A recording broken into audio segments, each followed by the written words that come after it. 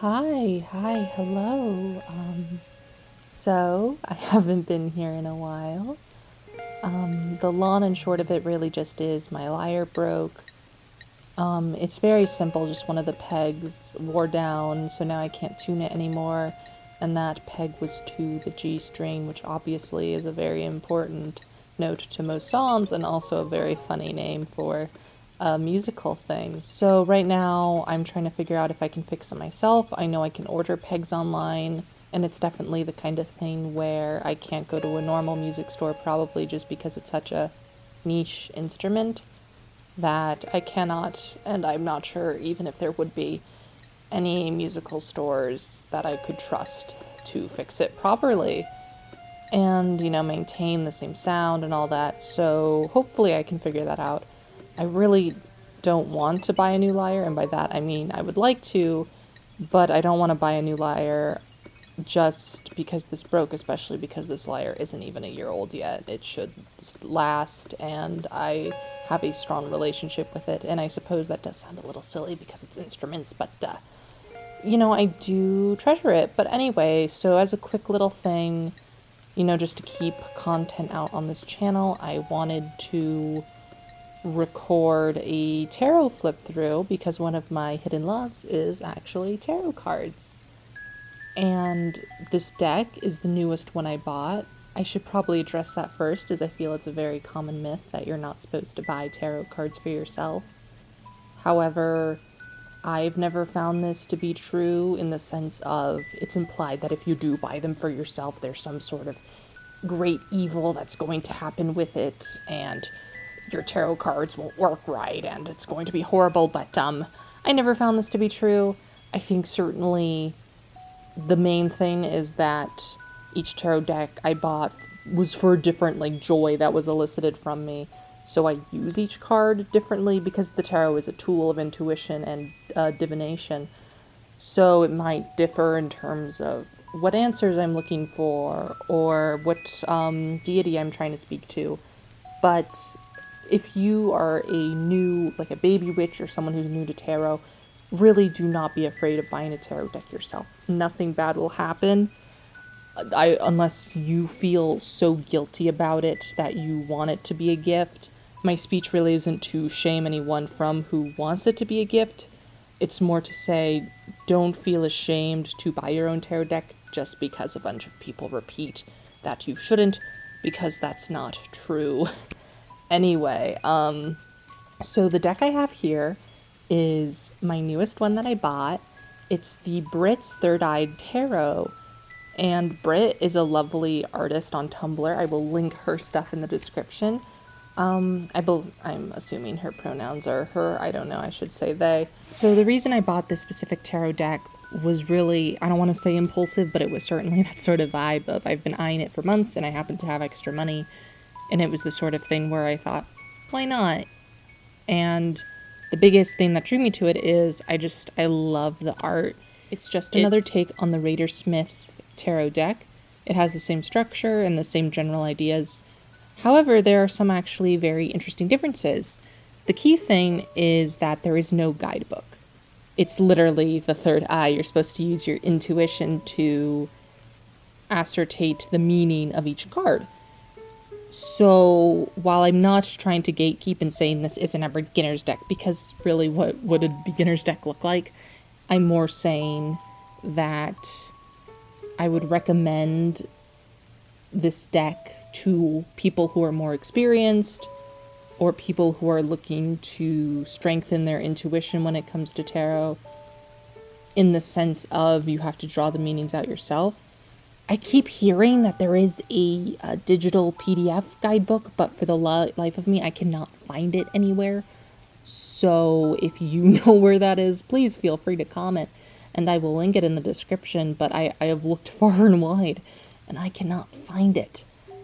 In general, though, in terms of my official deck review, my hot take, if you will, is this is a really good deck. Right now, I only have 2 other tarot decks, and I'll probably do a flip through of those too. But I have a lot of good things to say. First off, these cards are actually smaller than you might expect. They're only about I'm going to have to pull out my measuring estimations, but they're only a couple inches.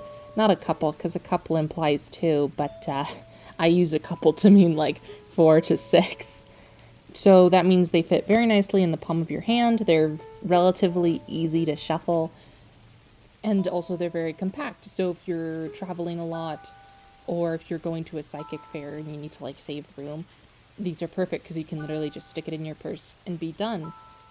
In addition, the fact that you are supposed to use your intuition to guide you to the meanings, this definitely produces a strong bond with the owner almost naturally, because whatever meanings you give to it are unique to you, so you're going to be bonded with it no matter what. And that isn't to say when I use my other tarot decks that I don't feel any trust at all, but this is more to say that I use this deck when I want to feel assured, or even if maybe I don't want to speak to a specific deity, but more so I just want to speak to myself and sort of guide my intuition in the correct direction. There are some interesting things about this deck that are unique to it. While I mentioned earlier that it is based on the Raider-Smith deck, there are some key differences. Nothing in terms of that radically changes the meaning, but just little things that may make it come across as a bit difficult to interpret if you're used to just the Raider-Smith meanings of each card. And keep in mind that because there's no guidebook, this is literally all my interpretation. This is all my beliefs. So you could very easily say, I think you interpreted this card wrong, but I actually saw it as this. And the beauty of it is that we both can be right. And that's just one of the many things I actually love, not just about this deck, but about the tarot community in general. So while you're watching this flip through, I just wanted to mention a few cards that I personally really liked. And I can leave timestamps below in the description, or maybe I'll finally figure out how to section off in your video into chapters so you can kind of click through them. But let's look through the cards that I like personally. One of the first that I was drawn to, almost literally, was the High Priestess. I found it very interesting that she was holding a mirror, not only because she represents that sort of intuition, but I think it really captured that feeling of self-reflection that I don't think a lot of other cards strive to achieve. I especially enjoy the sort of smoky mirror look of it, not only because smokes and mirrors, but also because I think the High Priestess, while typically associated with a female pope, like a religious sort of figure, I really think that there is more relation to the idea of an oracle, like Pythia, that hasn't been unlocked yet, and I sort of get this vibe from it. I also really like the star in the head, because not only do I feel that it represents the unlocking of your third eye, so to speak, but also the sort of guiding star that you see a lot of the time. One of the great things about this deck is that the artist uses symbols throughout the deck to represent certain themes that she's trying to connect together, and I find that amazing. So the next card that I really admire is the Emperor card. I think it is such a unique take that I've yet to see on the Emperor, and I just want to gush about it for a second. I love that it's just a tiny little guy in the tree hanging out, having a fun little sun time. I love the imagery of little saplings, because I think the portrayal of the Emperor as a fatherly figure is always mentioned in guidebooks, but never really portrayed artistically. I love the sundown, because I personally interpret that as he is forthright, sundown, day, night, he is there. He is a strong oak, and obviously the symbolism is sort of obvious. He's a strong, authoritarian figure who is sturdy and reliable, like an oak tree. So a very obvious symbol, but surprisingly I've never seen anything like it, and I really like the interpretation. The next card I really admired was the Lovers card. I think often these sort of cards tend to rely on gender or appearance, and I'm not saying that's the wrong way to think about it, but I think there are some avenues that have not been explored yet in terms of the Lovers, and this card explores some of those. I enjoy the twisting stairways that sort of lead to different paths but are guided by the same light. I'm not fully sure how to interpret that yet, but I think I'll get to it. But the main event here in the card is the two completely neutral hands holding, and I think that's perfect for the Lovers. Not only is it neutral to all identities and all sexuality, but it's also the best embodiment of a strong friendship, relationship, partnership, whatever, just two hands holding, especially if you're into the sort of palmistry or even just standard literature symbolism of hands. I think that's perfect. So this is an often admired card, but my next card I'd like to talk about is the Death card. So it's kind of perfect. It's so simple, similar to the Lovers. That's why it works. It is just a skull with a flower growing through it. I think it sort of embodies that perfect idea of with death, life can come forth. I don't think it's like the ideal situation. I wish that the flower were growing maybe out of a ground, but obviously it's a rose. I sort of wish that there was more movement in the card to imply the transformation, but that's sort of conveyed through the sparklies. So I personally enjoy it. I think it's great. It's pretty standard and it gets the message across. The next card I would like to talk about is the Devil. Spooky. I really like all of the negative cards, I suppose. So what I enjoyed about the Devil is similar to the Lovers, is it's a simple but sort of new take. So the Devil is a girl in a red dress looking through a mirror. And I think that's beautiful because often the Devil interpretation is someone else holding us back, but this sort of implies that we can hold ourselves back and we hold our own chains locked in place. And I'm not sure if it was intentional for her to not have a reflection, but I think that does add something to the art, whether or not authorial tent wasn't part of it. And I will probably incorporate that into my readings somehow. The last of the major arcana cards that I personally really enjoyed was the World. So this is just a lovely naked lady holding the world in the palm of her hands. And this is my time to say is that personally, I'm not a big fan of the original World in the Raider Smith, just because I don't think it conveys the message very well. I personally think that this does a lot better because it truly symbolizes the end of the Fool's journey, and she has the world in the palm of her hands. Everything is hers, but not just the world, because all of the other planets are with her. So it's sort of a universal calmness and the nirvana I feel that the world symbolizes. I think this also would make a very good reverse reading because while she's holding the world upright, reversed, the world is falling out of her grip. Now we're about to do a huge skip into the Page of Wands. Now I am a big fan of this one. I really think that the majority of court cards at the end of decks are, well, I don't want to say not good, but they're just really hard to read. And I understand the meaning. I've researched these decks, I've studied, and I feel that a lot of decks do not convey the message that they're supposed to convey properly. Now, there are, of course, exceptions, but I think even in the terms of standard decks, including the original Vader Smith, that the end of court cards are not portrayed very well at all. However, in this deck, I feel the complete opposite. I think the majority of the court cards are amazing, and I love them so very much. And the first up is the Page of Wands. I think it truly embodies that search for creativity and that increasing consciousness that the Page of Wands is meant to represent, in my humble opinion. The captivation and the readiness to create that this sort of card embodies. And quite literally, right next is the Knight of Wands. Once again, I think this is beautifully portrayed. I love the heart on fire. I love the determination. I wish maybe that through line of passion and fire were a bit more conveyed in terms of action, such as with the Page of Wands, but still one of my favorite cards in this whole deck. And then again, we do a bit of a jump forward to the Nine of Pentacles. I cannot get over how much I love this card. She's so bougie. She's amazing. She's got her titty out. She's got a robe on. She's drinking wine. This represents my fantasy, and I think it perfectly divides the line between the 9 and the 10 of Pentacles that people often cannot discern. But this is so perfect. I'm not sure if I could get another tarot deck because the 9 of Pentacles will not be as good as this. I love it so much, and I would like the artist to know that this is my new aspiration. And once again, we're going right up to the Page of Pentacles. Again, I think the court is very well portrayed in this deck, and the Pentacles in particular are amazingly shown.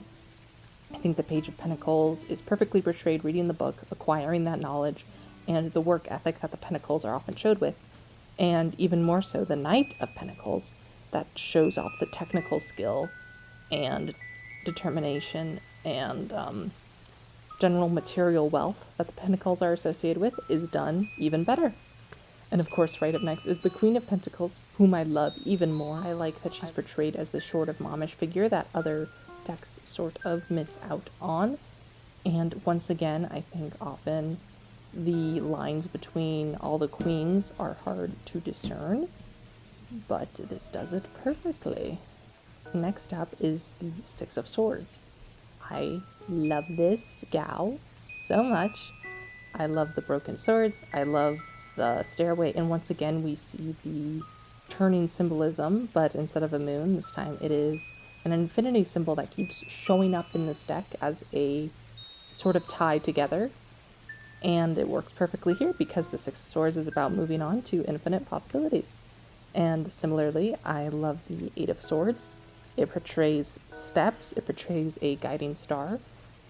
Again, there are just certain aspects to the card that I don't think are often explored that were explored in this card. The next card I'm about to talk about is probably right up next to the Nine of Pentacles is my favorite, and that is the Queen of Swords. Again, I do not know if there was any authorial intent with this, but love that she comes across as an owl in the sense of she has these big yellow eyes and the furry collar and the sort of pointy crown. It's all very owl-like, which obviously is very relevant because the Queen of Swords is related to intelligence, and I think that is a great portrayal. I'm really struggling to talk about these only because it's hard to talk about why you love something. It's something in my brain releases happiness when I see it. And similarly, I love the King of Swords. I love the gavel. I love that it more properly portrays the differences. I feel like all of this is coming across as I'm a big baby who can't tell the differences between the suites, but I feel that a lot of decks, not all of them, but a decent amount, do not fully take advantage that they are a visual medium and think that they need to be a bit more cryptic and mysterious to be valid, and Britt's Third Eye Tarot does not fall into this category. The next card I would like to talk about is the Five of Cups, simply because I think it's great. I think it perfectly portrays the message, and it is very similar to the Raider Smith portrayal, and I think that's great.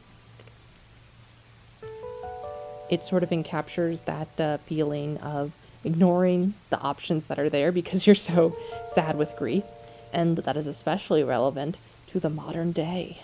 The next card I would like to talk about is the Ten of Cups, only because it is a callback to the Two of Cups. So in the Ten of Cups, we see the same partnership from the Two of Cups, but it's their happy ending. They've reached it, and there's literally a rainbow, which is a motif I keep seeing, and I love it. I love that it's cute, I love that it's happy, and maybe I'm a hopeless romantic, but who doesn't love a good Ten of Cups? And finally, the last card is the Queen of Cups, and she is serving some High Priestess realness. She's holding the mirror like the High Priestess, and she has that flowy aspect to her. Again, we see some of the sort of smoke, or maybe in this case mist, because cups. And she has that royal goblet that is a signifier of her royal status. So that's all I have to say about specific cards in the Britt's Third Eye Tarot. So far, I've yet to use it for any readings, but as I mentioned earlier, my vibe with it is that it will be very good for a key insight to how I'm feeling, sort of the subconscious, if you will, and bringing it into the conscious mind, you know, like it said. I personally don't like to do any sort of interview with my deck. I just prefer to start using it and see what sort of answers I get. That's how I tend to bond with my cards, but if you do it differently, go for it. I really enjoy that creating tarot decks is becoming more of a plausible medium for everybody. There were a few cards in this deck that I felt weren't necessarily duds, but I just couldn't read as well as the other cards, which I feel is a problem for a Third Eye Tarot. I didn't think the Hangman was portrayed very well, especially because it sort of clashes with the traditional meaning. And that's not a bad thing, but while it clashes with the original image of the Hanged Man, it doesn't really say anything back about it that I can assert.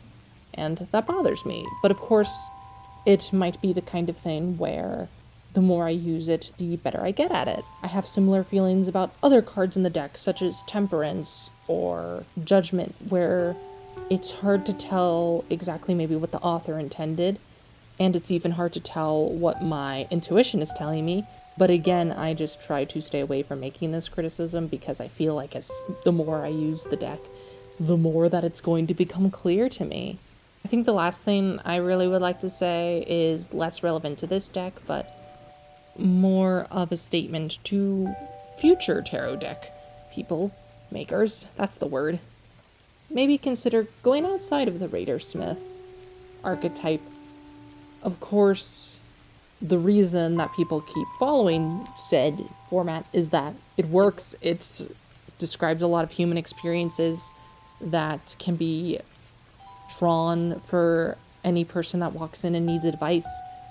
However, I do think it would be interesting to maybe change the order or consider new meanings that weren't considered 100 years ago. And I don't mean that to steal Raider and Smith's thunder, more to introduction to new ideas, new thought, new exchange. Again, nothing wrong with this deck, just a thought I had. But anyway, that's really my final thoughts. It's a great deck. It's relatively cheap, especially for a indie deck, so to speak. I'm really sorry if you heard a lot of noise during this review. Not only am I recording this on my crappy MacBook Air, but also I live in a very loud house with a very loud family, and as you can tell, there might be a touch bit of resentment I have because of it. But to all of you viewers, I would like to spread some love. I hope you're all doing well, especially now that we're in this sort of weird middle stage of the pandemic where it's ending, but maybe it really shouldn't be because people are idiots. I promise that I will look more into fixing my lyre, especially because that's probably why I've been in a sort of anxious and depressive state lately, is because I can't do one of the things I love so much, which is play my lyre. I will try to keep you updated. I might even do more tarot stuff videos because this is an unspoken but deep love of mine that I enjoy oh so very much, and I have so many opinions about tarot cards. So if you have any questions about this deck specifically, or if you want to request another deck or request more of these, or if you have questions just about general tarot readings, I would love to answer them. Once again, I hope you all have a lovely rest of your week. I know I'm certainly going to try to. And this is a heart-resounding goodbye. I love you all.